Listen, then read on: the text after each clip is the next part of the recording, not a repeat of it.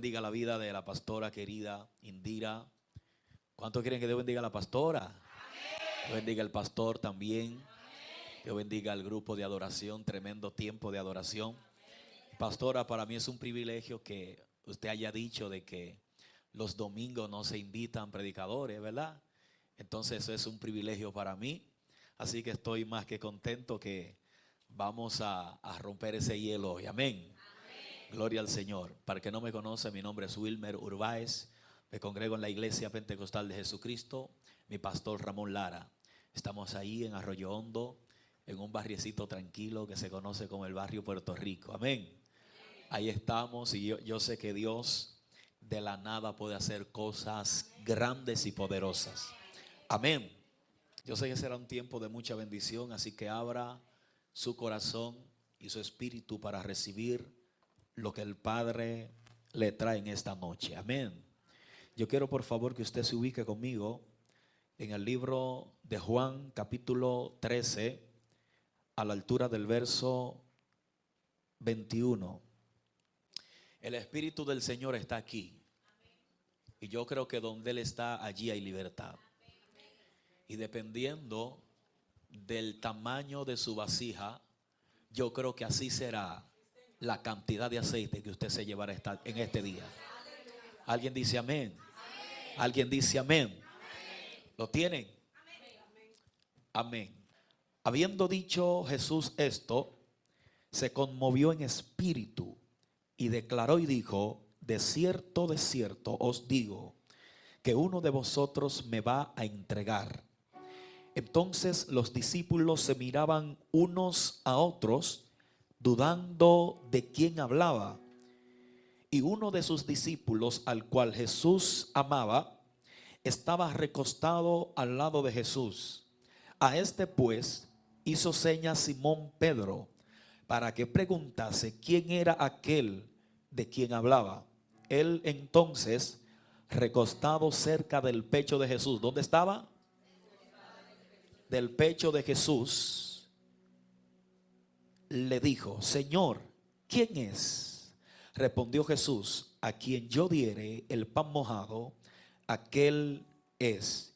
Y mojando el pan lo dio a Judas Iscariote, hijo de Simón.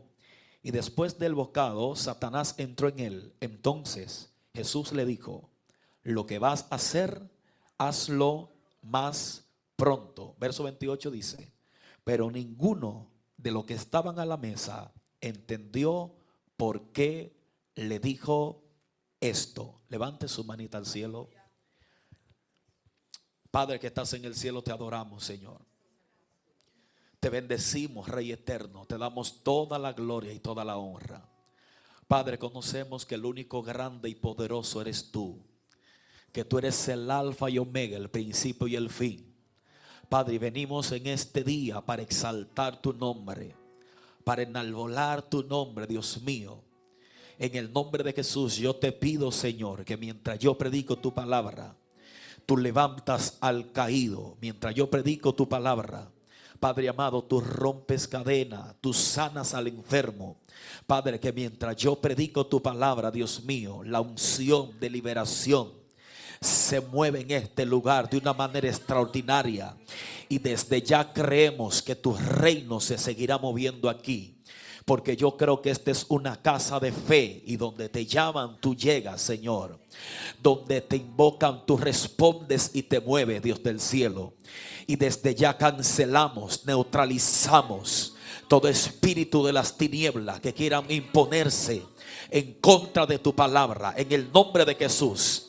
Padre, yo creo que este pueblo es buena tierra, Padre, y estoy más que seguro y convencido de que tu palabra es buena semilla, la cual dará el fruto al 30, al 60 y al 100 por uno. En el nombre de Jesús, la iglesia dice amén. Denle un aplauso a Cristo y siéntese. Amén. Bien, estaré ministrando bajo el tema volviendo a la intimidad. Diga conmigo, volviendo a la intimidad. Bien, mis amados, a manera de inicio, Aquí donde leí, donde tomé como texto base, como plataforma para desarrollar este mensaje, es una historia que me impactó a primera instancia, que yo me senté minuciosamente a leer las Santas Escrituras, específicamente en este libro de Juan, capítulo 13, donde la Biblia registra que Cristo está reunido con los discípulos y Cristo declara una palabra y Él dice: uno de vosotros me va a entregar. Y aquí hay algo que quiero compartir con usted, y fue la palabra que el Eterno entregó mi espíritu para depositarla sobre usted. Pero antes de desarrollar aquí donde tomé como texto base, me gustaría que usted entienda que cuando hablamos de volver a la intimidad, o cuando hablamos de volver, esto tiene una connotación o un significado que tiene que ver con regresar a un lugar donde una vez estuvimos pero ya no estamos. Tiene que ver con retornar a un lugar, ya sea geográfico o espiritual, pero tiene que ver con algo regresivo, con algo que usted estuvo en un lugar, en un tiempo determinado, pero por causa de los momentos difíciles, por causa de tantos compromisos, no hemos movido del lugar donde Dios nos colocó. Y yo creo que este tiempo estamos muy abrumados con tanto compromiso, con tantas cosas que nos envuelven en lo secular. Y yo creo que ciertamente es un llamado directo a nosotros como iglesia a volver a ese tiempo de intimidad, a volver a ese tiempo donde Adán hablaba cara a cara con Dios, donde había una conexión entre el Padre y el Hijo, entre el Creador y lo creado. Esa comunión íntima donde no había barrera que separaba esa comunión entre Dios y Adán. Yo creo por esa razón que en un sentido profético la iglesia tiene que crecer. Yo creo que en un sentido profético la iglesia tiene que expandirse, tiene que avanzar. Pero yo también creo que en un sentido regresivo la iglesia tiene que volver a esos principios, tiene que volver a esos tiempos donde nos encerrábamos en la iglesia y hasta que Dios nos responda no salíamos de allí, hasta que Dios no nos hable no salíamos de allí. Y yo vine a hablar con esta iglesia en específico. ¿Por qué? Porque yo creo que este es el tiempo de volver a buscar a Dios como lo buscábamos antes. ¿Alguien bendice a Dios? Levante su manita, que siento deseo de predicar en esta mañana. Así que escuche bien. Yo creo que para poder regresar a ese tiempo de intimidad tenemos que tener, número uno, la intención correcta, y número dos, tenemos que caminar con la persona correcta. ¿Por qué? Porque si usted se da cuenta, hay un hombre conocido como Elías, y dice la Biblia que Elías venía descendiendo y puso el manto que él cargaba encima, se lo puso a un hombre conocido como Eliseo. Y dice la Biblia que él le declara una palabra y le dice a Eliseo: sígueme. Cuando Eliseo escucha esta palabra, Eliseo le dice: déjame despedirme de mis familiares, de la multitud, y luego te voy a seguir. Así que Elías le responde y le dice: pues ve, ¿qué te he hecho yo? La palabra registra que inmediatamente Eliseo mató los bueyes, preparó algo ahí para compartir con los familiares. El hecho es que Eliseo se despidió de los familiares, se despidió de lo que lo ataba terrenalmente para conectarse a lo divino, a lo celestial. De manera que él empezó a caminar con Elías, y Elías estaba haciendo milagros, Elías estaba haciendo prodigio, Elías estaba estableciendo el reino de Dios en la tierra. De manera que Eliseo esto le llamó la atención, y a mí me parece que Eliseo como que algo se despertó en él para él poder activar eso profético que él cargaba por dentro. Así que dice la Biblia que ellos vienen descendiendo desde Betel hacia el Gilgal, y Dios le habla a Elías y le dice: quédate aquí porque Dios me ha enviado a Gilgal. Inmediatamente Eliseo le dice: vive Jehová y vive tu alma, que no te dejaré. Eliseo estaba determinado en despertar ese guerrero que él tenía por dentro. Eliseo estaba determinado en activar esa unción profética que él cargaba por dentro, de manera que ellos siguen caminando y llegan hacia el Gilgal. Y a la Biblia allí dice que nuevamente Dios le habla y le dice: Elías, necesito que pases hacia Jericó. La palabra registra que Elías ahora le dice a Eliseo: quédate aquí porque Dios me ha enviado a Jericó. Nuevamente Eliseo le dice: vive Jehová y vive tu alma, que no te dejaré. Podemos ver el enfoque, la determinación que él tenía para poder activar lo que Elías tenía, para que se transmita a él y también se active sobre él. Así que me imagino que Elías está haciendo milagro. El reino está evidente, el reino es palpable, es latible. Hay una unción poderosa en la tierra a través del profeta Elías, y esto le sigue llamando la atención a Eliseo, de manera que Dios le habla nuevamente, pastora, a Elías y le dice: es necesario que pases el río Jordán. Y nuevamente Elías le habla a Eliseo y le dice: quédate aquí porque voy a pasar el río Jordán. Eliseo nuevamente le habla y le dice: vive Jehová y vive tu alma, que yo no te dejaré. Así que dice la Biblia que como Elías está viendo que Eliseo está resuelto en él seguir sus pasos, la Biblia dice que él toma el manto que él tenía, él lo dobla en dos y golpea las aguas. Y la Biblia dice que las aguas se dividieron corporalmente. Cuando pasan al otro lado, Elías se le para frente a frente a Eliseo y le dice: declárame ahora qué quieres que haga por ti. Dime ahora qué es lo que tú necesitas que haga por ti. Eliseo le dice: yo necesito que una doble porción de lo que tú cargas repose sobre mí. Elías le dice: cosa difícil has pedido, pero si tú me ves cuando se ha quitado de ti, tú lo vas a recibir. Pero le dice: si no me ves, pues no lo vas a recibir. Y cuando Elías le dice: si tú me ves, en otra palabra, le está diciendo: si tú te enfocas en lo que quieres, tú lo vas a recibir. Pero si te desenfocas de lo que estás siguiendo, pues no lo vas a recibir. Y la problemática de esta generación es que quiere gloria, pero se ha desenfocado del Dios de la gloria. Quiere unción, pero se ha desenfocado del Dios de la unción. Saluda a tu hermano y dile: si quieres la gloria, enfócate en ella. Ay, ay, ay. Vamos, levante su manita al cielo, por favor. Siento que hay una unción que nos va a renovar en esta mañana. Vamos, levanta tu mano, por favor, y diga conmigo: vamos a volver a ese tiempo de intimidad. Pero él le dice: si tú me ves, en otra palabra, pastora, si te enfocas en lo que quiere. Usted sabe que hay cosas que nos han desenfocado de Dios, tantas cosas que nos han distanciado de Dios, y Dios esperándonos allí para bendecirnos, para entregarnos cosas poderosas. Pero hay un detalle, y es que dice la Biblia que vino un viento recio, elevó a Elías al cielo, y la palabra registra textualmente de que el manto cayó a tierra. Ahora, cuando Eliseo ve el manto, pastora, Eliseo toma el manto y lo dobla de la misma manera que Elías dobló el manto antes de cruzar el río Jordán. Y las sagradas escrituras registran que Eliseo se para frente a las aguas, él golpea las aguas y él pregunta: ¿dónde está el Dios de Elías? La Biblia dice que las aguas también se dividieron, pero hay un detalle importante, y es que Elías pregunta: ¿dónde está? Eliseo pregunta: ¿dónde está el Dios de Elías? Pero yo creo que el Dios de Elías está en el mismo lugar. Ahora yo pregunto: ¿dónde están los Elías de Dios? Yo pregunto: ¿dónde están esa gente sedienta por Dios? Pastora, yo pregunto: ¿dónde están esa gente que quieren la doble porción del Espíritu?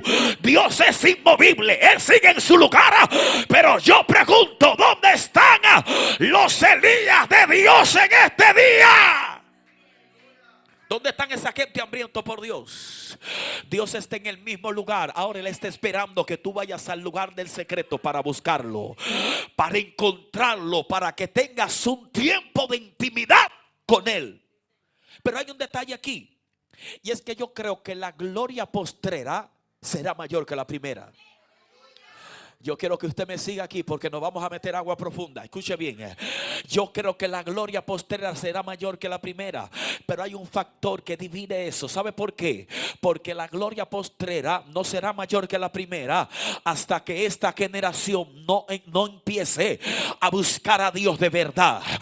No tome la iniciativa a buscar a Dios. ¿Y por qué le digo que la gloria postrera será mayor que la primera, pastora? Porque si usted se da cuenta, el último milagro de Elías fue dividir las aguas. Pero si usted se da cuenta, el primer milagro de Eliseo fue dividir las aguas también. Y allí me di cuenta que los débiles comenzarán cuando los fuertes terminan. Levanta la mano si puede en este día. Lo que era lo más grande para Elías, para Eliseo fue el principio de su ministerio. Ay, santo. Levanta tu mano y adóralo. El último milagro de Elías vino siendo el primer milagro de Eliseo. Porque la gloria postrera será mayor. La gloria postrera será mucho más gloriosa que la gloria pasada, siempre y cuando esta generación disponga su corazón a buscar a Dios genuinamente. ¿Y por qué le digo genuinamente? Porque en este tiempo estamos viendo mucha gente con mucho humo y poco chocolate, con mucha apariencia, pero carecen de la esencia de Dios. Por eso usted se da cuenta que hay gente que cantan lindo, pero el que vino enfermo sigue enfermo. Personas que cantan y predican muy bien, pero el que vino en angustia se ve en angustia. Y no se va igual, no, se va mucho peor que como vino. Se va con carga, se va como con un peso en los hombros, porque no basta simplemente con predicar lindo. Lo que va a renovar el espíritu de alguien es que usted cambie la vida de alguien a través de lo que usted predica, a través de lo que usted ministra. Pero yo he entendido que nadie puede ver algo que no tiene. Usted no puede dar nada que usted no tenga. Por eso yo creo que esta generación debe de ser genuina y no apariencia. ¿Y por qué le hablo de lo genuino? ¿Y por qué le hablo de la apariencia, pastora? Porque en una ocasión la Biblia dice que Cristo venía caminando de hacer milagros y Cristo sintió hambre. El hambre lo estaba atacando. De repente él ve un árbol de higo y la Biblia dice textualmente que el árbol estaba frondoso. Y cuando Cristo ve que el árbol estaba frondoso, Cristo extendió la mano para tomar higo y se dio cuenta que el árbol estaba seco y vacío. Y allí Cristo se incomoda a tal magnitud que Cristo maldice la higuera. La higuera se secó y no volvió a dar fruto. Y me imagino que los discípulos estaban cuestionando por dentro y estaban diciendo: ¿por qué Cristo maldijo la higuera? ¿Por qué razón tuvo la higuera para que Cristo la maldiga? Pero hay un detalle importante. Mientras yo leía la Biblia minuciosamente y mientras estaba investigando sobre por qué Cristo maldijo la higuera, me di cuenta que la higuera tiene una peculiaridad. Y la peculiaridad que tiene la higuera es que si está frondosa, obligatoriamente debe de tener higo. Y la Biblia dice textualmente que Cristo la vio frondosa. Y como Cristo sabía de su cultura, porque él había nacido allí, él sabía que como la higuera estaba frondosa, obligatoriamente debía de tener higo. ¿Por qué Cristo la maldice? Porque la higuera estaba haciendo una apariencia de que por fuera estaba llena, pero por dentro estaba vacía. Alguien alaba a Dios aquí. Y así hay mucha gente haciendo apariencia por fuera que no son los que tienen por dentro. Y usted tiene que ser lo mismo por fuera que por dentro. Por eso hay personas que son muy lindas aquí frente del altar, pero cuando usted lo conoce íntimamente se da cuenta que no es ni la mínima cosa de lo que revelan aquí. Por eso en una ocasión yo decía que yo quisiera que mucha gente se lleven el púlpito a su casa para que como hablan aquí, hablen allá. Quisiera que mucha gente se lleven el púlpito al trabajo para que como se comportan aquí se comporten allá. Quisiera que muchos jóvenes se lleven el púlpito a las universidades para que como hablen aquí, hablen allá también. Sí, porque a la gente lo podemos engañar, pero a Dios no. A Dios no. La Biblia dice que sus ojos atalayan toda la tierra. Y esta generación, pastora, yo creo que necesita volver a ese tiempo de intimidad. a ese tiempo donde lo genuino fluye en nosotros, donde la esencia de Dios fluye en nosotros. Y usted ve personas, pastora, que le están culpando el enfriamiento que ellos tienen a la iglesia. Están diciendo, no, es que el culto del domingo en la mañana como que se dio frío. No se dio frío, porque al final no depende del predicador, depende de usted. Depende de la condición espiritual que usted tenga. Es más, en el tiempo que yo tengo ministrando este evangelio, yo nunca he visto un culto malo, ni un culto frío, ni un culto seco. Usted sabe que yo he visto malos que van al culto. Yo nunca he visto un culto frío. Yo he visto gente fría que van al culto. El que tiene a Dios por dentro no respeta atmósfera, no respeta ambiente. La gloria se mueve porque se mueve. La unción, Dios mío, levanta la mano si puede. Yo me siento en casa, pastora. Usted me dijo que fluya libremente, y yo vine a profetizar sobre alguien y vine a decirle: usted no tiene que esperar a que el hermano se prenda para usted prenderse. Esto es entre tú y Dios. Esto es algo personal. ¿Y por qué le digo que es algo personal? Porque si usted se da cuenta, ahora mismo estamos celebrando dos cultos. Pregúnteme cuál. Vamos, ayúdeme, pregúnteme cuál. Estamos celebrando dos cultos simultáneamente. ¿Por qué? Porque estamos, número uno, celebrando un culto colectivo entre todos, pero estamos también celebrando un culto personal entre tú y Dios. Y yo creo que el culto colectivo, pastora, no se compara con el culto personal. ¿Sabe por qué? Porque este culto colectivo empezó ahorita a las 9 de la mañana y se va a terminar a las 11 de la mañana más o menos. Cuando yo entregue el micrófono, la pastora diga el último amén y cierren las puertas de la iglesia. Pero el culto personal debe de continuar, aunque cierren la iglesia, aunque cierren el templo. Tu adoración hacia Dios debe de seguir fluyendo. Por eso usted ve que van en el carro guiando y empiezan a hablar lengua. Gente que en el trabajo ven cualquier cosa y dicen: ato al diablo, ato a Dios mío. Levanta la mano arriba si puede. Tu culto personal es más poderoso. Tu culto personal trastorna al diablo. Dios mío, levanta la mano si puede. Tu culto personal es más fuerte que el culto colectivo. Por eso hay un error, que hay gente que simplemente adoran a Dios cuando vienen al templo. Y me voy a ir más profundo. Hay personas que doblan rodillas simplemente cuando vienen al templo. En la intimidad de su casa Dios no lo conoce ni lo ha visto todavía. Y yo creo que el culto no empieza en la iglesia, el culto empieza en tu casa. El culto no empieza aquí cuando empiezan a tocar el piano y la alabanza, no. El culto empieza en tu casa, y dependiendo de cómo tú llegues de tu casa, así será la gloria de Dios en tu vida. Así que empieza a cambiar la perspectiva. El culto no empieza aquí, el culto empieza en tu comunión allá, en tu aposento, en tu habitación, en lo más profundo donde nadie te ve. Allí empieza el culto. Diga conmigo: volviendo a la intimidad. Y usted sabe cuál es el problema, que la gente ya no quiere buscar a Dios. La gente hay que llamarlo para que vengan a la iglesia. Si usted no lo llama y no le acuerda el culto, ellos no vienen. Y yo creo que tenemos que volver a esos tiempos de la iglesia primitiva. Y usted sabe cuál es el error de este tiempo, que antes a la iglesia la perseguían porque se congregaban. Ahora a la iglesia hay que perseguirla para que se congreguen. Alguien alaba a Dios. Alguien puede bendecir a Dios aquí. El pastor dice que repita: la iglesia primitiva la perseguían porque se congregaban. Ahora nosotros hay que perseguirnos para que nos congreguemos. Y eso no es avivamiento. Eso no es intimidad. El que es agradecido con Dios y siente que tiene un anhelo de venir a la casa, no hay que llamarlo y acordarle el culto. Ellos vienen al templo antes de que los pastores hablan en la iglesia. Eso es querer agradar a Dios y tener una intimidad plena con Él.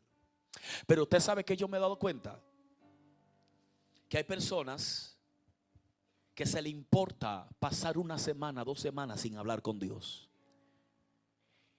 Y ¿qué le digo? A veces llegan momentos de batalla donde no tenemos deseo de nada. Pero usted sabe cuál es el error. No es que tú no dejes 3 y 4 días de orar. Es un error poquito para lo que le voy a mencionar ahora. Usted sabe cuál es el error mayor. Es que usted dure meses y semanas sin hablar con Dios y piense que no ha pasado nada. y usted piense que todo está bien, que usted está conectado con Dios, míreme, el que dura un día sin hablar con Dios es un día perdido. Usted se levantó en barde ese día. Alguien bendice a Dios aquí. Todos los días hay que aprovecharlo, de mañana, en la tarde, de noche, de madrugada, pero hay que aprovechar el tiempo, porque los días se están acortando. ¿Y por qué le digo que hay personas que le da lo mismo caminar con Dios como no caminar con Dios? Porque mientras yo leía la Biblia, pastora, la palabra registra que José y María venían descendiendo desde la fiesta de los panes y levadura, de la fiesta de la Pascua. Y dice la Biblia que José y María venían descendiendo. Ya la fiesta se había acabado. La palabra registra que venía también un grupo de personas con ellos. Y la Biblia dice que en el espacio de un día ellos se dieron cuenta que perdieron a Cristo. Cristo tenía 12 años de edad. José y María se dieron cuenta que no estaba en medio de la multitud. Y dice la Biblia que José y María se frenaron a preguntar y a buscar, investigar dónde estaba Cristo, dónde estaba el niño. Pero aquí yo veo dos generaciones que cohabitan en el mismo tiempo. Repito, dos generaciones que cohabitan en el mismo tiempo. Está la generación de José y María que se detiene a preguntar por lo que perdió, pero está la generación de la multitud que aún sabiendo que Cristo se le perdió, siguen caminando como que nada ha pasado. ¿Usted escuchó eso? Pastora, José y María se detuvieron y dijeron: lo que se me perdió en el camino lo voy a procurar. Pero está la generación de la multitud que venía con José y María, que sabiendo que Cristo se le perdió, siguieron caminando como que si nada había pasado. Y usted sabe que hay gente así, ministerios así, que piensan que avanzar es sinónimo de progreso, y entre comillas sí, pero yo creo que avanzar sin Cristo, en vez de avanzar, es retroceder. Y yo prefiero hacer un selah, hacer una pausa y un stop para conseguir lo que perdí y no seguir caminando sin Él. Ay, santo, alábalo si puede. Es tiempo de hacer una pausa y pararnos en los caminos y preguntar por las sendas antiguas. Isaías dice: este pueblo ha hecho dos males, que me ha dejado a mi fuente de agua viva y cavaron cisternas rotas que no retienen agua con ella. Así está la iglesia, así, dejando a Cristo, la fuente inagotable, para irse detrás de cosas que no prevalecen. Y yo creo que si usted dispone su corazón a buscar a Dios de verdad, lo que usted perdió será aún mayor, o lo que usted encontrará será aún mayor que lo que usted perdió. ¿Por qué le digo eso? Si usted se da cuenta, la Biblia dice que Cristo tenía 12 años de edad. ¿Cuántos años tenía? Y dice la Biblia que cuando ellos se dieron cuenta, se detuvieron, empezaron a investigar, pero como no lo encontraron en toda la aldea, dice que se devolvieron al templo. Y en el templo se dieron cuenta que encontraron a Cristo hablando y enseñando la palabra. Escuche esto: cuando encontraron a Cristo, se lo encontraron hablando y ministrando la palabra. Y allí me di cuenta que fue mayor lo recuperado que lo perdido. ¿Sabe por qué? Porque perdieron un niño de 12 años, pero cuando encontraron al niño otra vez, no se encontraron con un simplemente niño, se encontraron con un profeta, con un maestro. Por eso vine a decirte que la gloria que tú proclamas será mayor que la gloria que perdiste. Pero hay que preguntar por ella otra vez. Y míreme, yo sé que hay batalla, yo sé que hay momentos que aprietan muy fuerte, pero yo creo que aquí dentro es mejor que allá afuera. ¿Por qué salir huyendo buscando refugio fuera, donde el refugio verdadero lo tenemos aquí adentro? Primero de Dios y luego de nuestros pastores y nuestros líderes. ¿Por qué? ¿Por qué huir de la prueba? ¿Por qué? Yo creo que valiente no es aquel que no siente miedo. Valiente es aquel que aún sintiendo miedo enfrenta las situaciones. Ahora, usted no se ha dado cuenta que el que se desvía del camino se le hace muy difícil volver. Por eso usted pelee su batalla aquí adentro, pero no salga huyendo. No, porque aquí tarde o temprano Dios te va a fortalecer. Tarde o temprano tus águilas se van, tus alas se van a renovar como las águilas. Pronto vamos a elevar el vuelo como las águilas. ¿Y por qué le digo que será difícil volver a encontrar a Cristo una vez que lo perdemos? ¿Sabe por qué? Porque la Biblia dice, pastora, que en el espacio de un día se dieron cuenta que lo perdieron. Pero dice la Biblia que en el espacio de 3 días encontraron a Cristo. Entonces allí me di cuenta que fue más fácil perderlo que encontrarlo. Porque perdieron a Cristo en un día, pero le costó 3 días encontrar lo que en un día se le perdió. Ay, santo, santo, santo. Yo siento una atmósfera divina que se mueve aquí. Siento una unción agarrando a alguien de las manos. Dios te está diciendo, es que no depende de ti, depende de mí. El boxeador no se seca el sudor él solo, no. Vienen gente que le echan agua, la tiemblen. Al final la toalla tú no la vas a soltar porque no está en tus manos. Al final depende de Dios. Al final depende de aquel que te llamó. La Biblia dice que esto no depende del que quiere ni del que corre, sino de Dios que tiene misericordia. Si estás aquí es por su gracia. Si estás aquí es por su favor. Si estás aquí es porque no eres un accidente. Eres un propósito vivo aquí en la tierra. Eres un propósito de Dios aquí en la tierra. No huyas del llamado. Más bien vuelve a la intimidad. Vamos a ir aterrizando, que sé que hay gente que quiere ir al restaurante hoy, ¿verdad? Saque a su esposa a comer, ¿verdad, pastora? Ah, no, gloria a Dios. Ah, no, fuego, candela. No pasa nada. Escuche esto. Míreme. Cuando usted tiene intimidad con el Espíritu Santo, eso se nota. La manera de hablar te cambia. Sí, se siente como un aroma, como el perfume. Míreme, el que tiene la unción de Dios no tiene que hablar mucho para mostrarlo. Aún con los labios cerrados, con la boca cerrada, la unción fluye por los poros. Esa templanza sale. Aún usted llega, pastora. Sí, porque hay gente que han encasillado el evangelio como en una falda larga y una camisota largota. No, por eso yo me doy cuenta que la pastora llega a un lugar y le preguntan, ¿usted es cristiana, verdad? Porque eso se nota, eso se ve de lejos. Ahora, el que no tiene fruto también se nota. Porque tu comportamiento denota lo que tú eres y lo que llevas por dentro.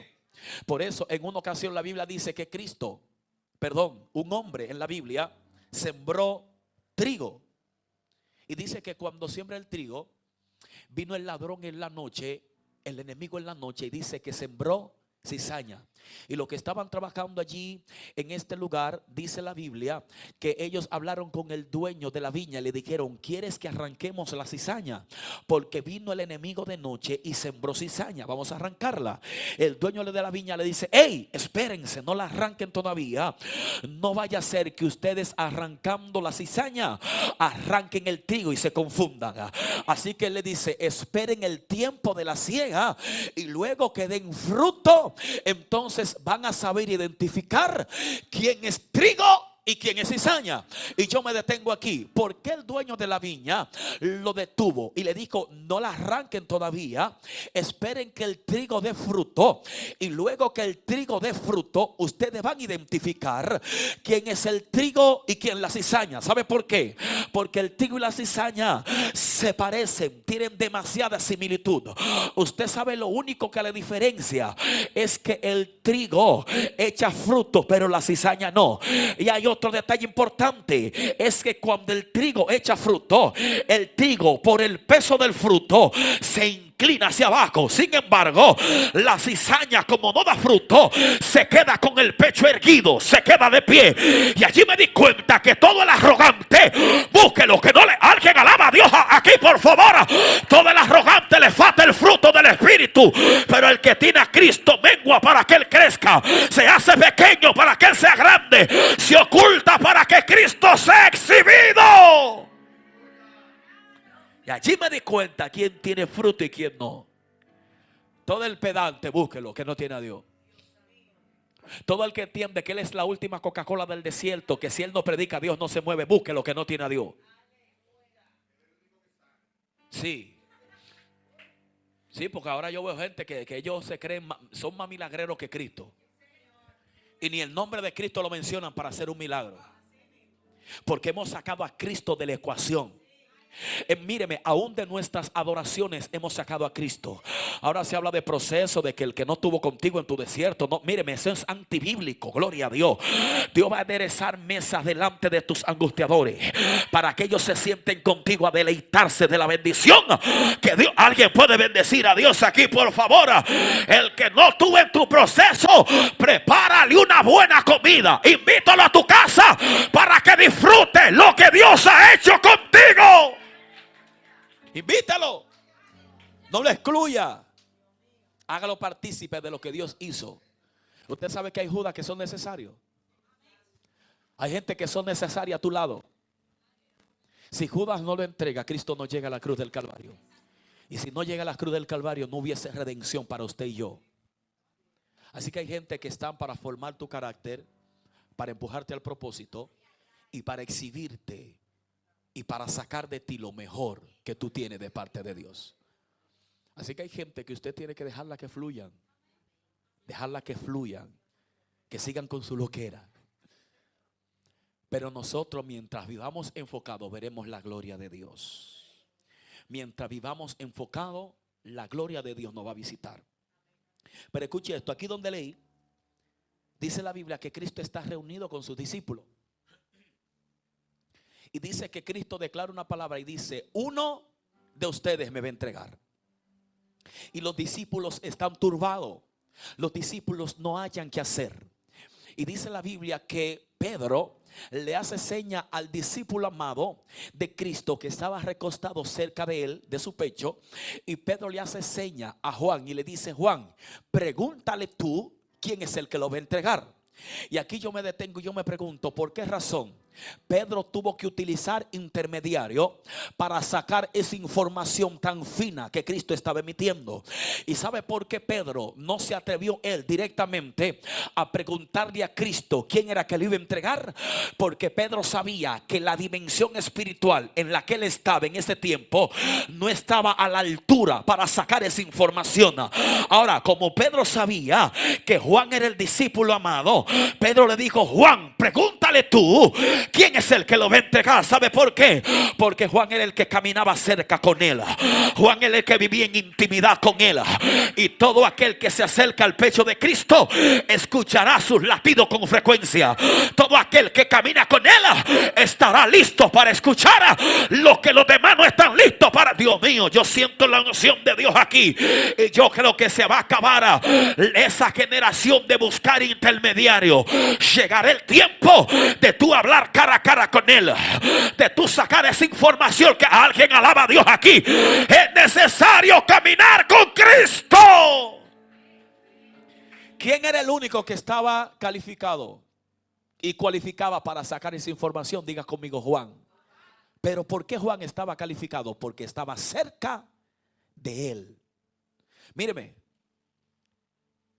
Y dice la Biblia en el último texto donde leímos, dice: pero ninguno de los que estaban a la mesa entendió por qué le dijo esto. Ahora mi pregunta es: ¿usted cree que Juan no sabía? Cristo se lo había revelado ya. Y por lo que los demás estaban preocupados, a Juan le estaba trayendo paz. Porque él sabía de antemano lo que iba a suceder. Míreme, todo el creyente que se preocupa por lo que va a pasar mañana es porque está muy desconectado de Dios. Yo sé que la finanza va a colapsar, yo sé que los alimentos van a aumentar, el combustible va a aumentar, sé que Estados Unidos como potencia va a caer. Eso a mí no me sorprende.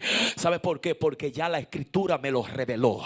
Y todo aquel que está asustado por lo que va a pasar mañana es porque no conoce al Dios que le sirve en el presente. Alguien bendice a Dios aquí.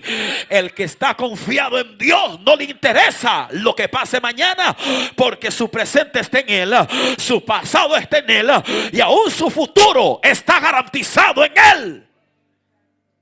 Por eso yo no me preocupo por lo que va a pasar mañana.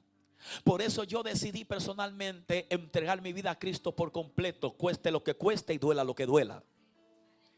Y para sorpresa suya, yo fui barbero por 15 años, pastora. Ahí. Y desde que me convertí recibí una palabra. Escucha. Y Dios me dijo: Wilmer, te voy a hacer una agenda tan grande que tú no vas a tener tiempo para trabajar en lo secular. Y no fue que yo recibí la palabra y de una vez me enganché un saco y empecé a reprender al diablo. No, yo esperé mi tiempo, porque Dios te suelta la palabra, pero tienes que esperar el tiempo del cumplimiento de la misma. Así que cuando llegó el tiempo, yo estaba, míreme, pastora, yo sentí un fuego en mi pecho. Yo vivía para Higüey, La Romana, Asua, San Juan, todos esos lados, la gente invitándome 3 y 4 días de campaña, y la barbería cerrada y los clientes escribiéndome: Wilmer, suelta la iglesia o suelta el trabajo. Y yo reprendo al diablo: en vez de soltar la iglesia, voy a soltar esto, gloria a Dios. Y me reunía con mi papá y mi mamá y le decía: mami, necesito soltar esto ya yo no aguanto la presión. Yo tenía que pagar el local con lo que me entraba del ministerio. ¿Usted escuchó eso? Gloria a Dios, estoy hablando con gente sabia. Gloria al Señor. Mírame, ya yo estaba agonizando, no aguantaba más. El ministerio creciendo, el negocio menguando, hasta que tomé la decisión de soltar todo para servirle a Cristo por completo. Y créame que no es fácil, pero para mí es un privilegio. Y óigame, si le digo que no es fácil, es un privilegio, parece una locura, porque algo que no es fácil no puede ser un privilegio. Pero aunque sea difícil, para mí ha sido un privilegio. Y créame que he sido más bendecido que cuando estaba en la barbería que ahora. ¿Sabe por qué? Porque ahora no dependo de hombre, dependo de Dios. No dependo de un trabajo secular, dependo de Dios totalmente. Y Dios ha sido fiel. Así que si Dios te habló, cree.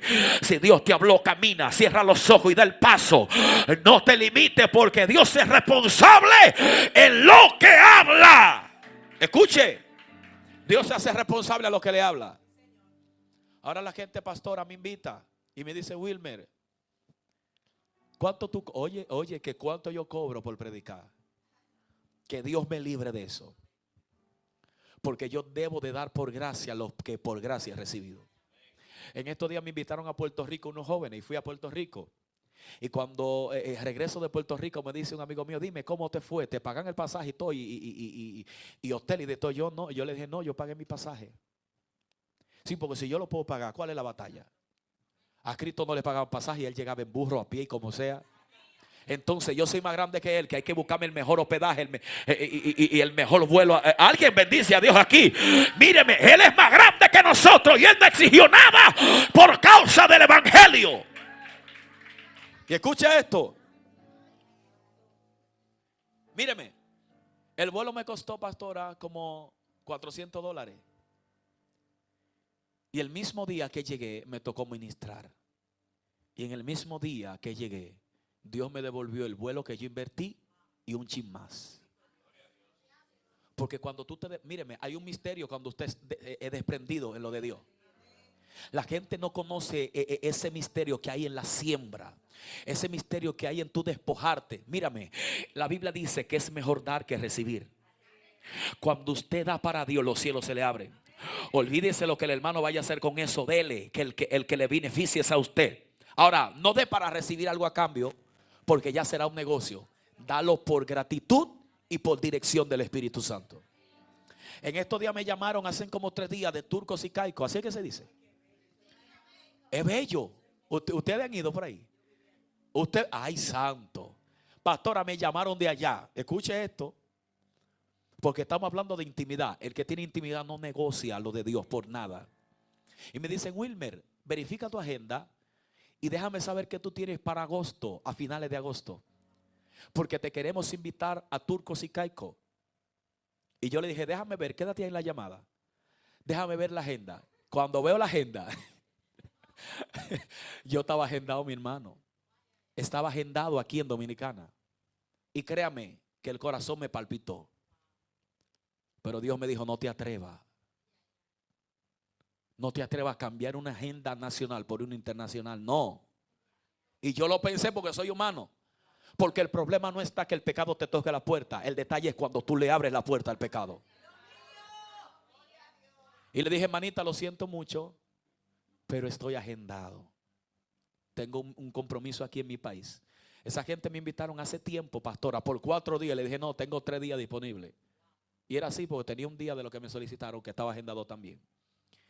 Pero míreme, yo sentí una satisfacción, aunque yo sé que iba a venir bendecido de allá.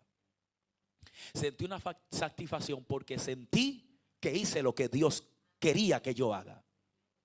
¿Cuánta gente cambiando agendas nacionales por las internacionales? Y yo creo que el mismo Dios que bendice allá afuera, bendice aquí también. Porque al final no depende del lugar geográfico donde tú vayas. Depende de la obediencia que tú tengas delante de Dios. Con esto cierro. Generación que me escucha, iglesia que me escucha, debemos caminar más por revelación que por la información terrenal. La información terrenal simplemente llena tus expectativas y satisface tus emociones. Pero la guianza que viene del Espíritu y la revelación espiritual cambia tu vida por completo. Y puedo ver una generación en este tiempo que está muy enfocada en las informaciones, pero se ha desconectado mucho de la revelación del cielo. Por eso, mientras yo leía la Biblia, pastora, dice la Biblia que unos magos vinieron siguiendo la estrella del oriente. Y dicen que cuando la estrella se puso, ellos se pararon y preguntaron: ¿dónde ha de nacer el Cristo?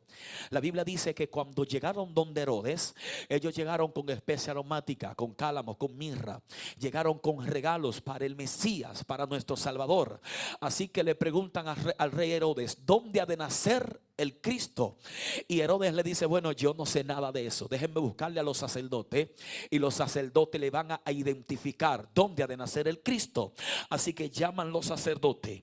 El rey Herodes le dice: sacerdotes, hay gente que vinieron del oriente, vinieron a traerles regalo a Cristo. Díganle a ellos dónde ha de nacer el Mesías. Y usted sabe que dicen los sacerdotes.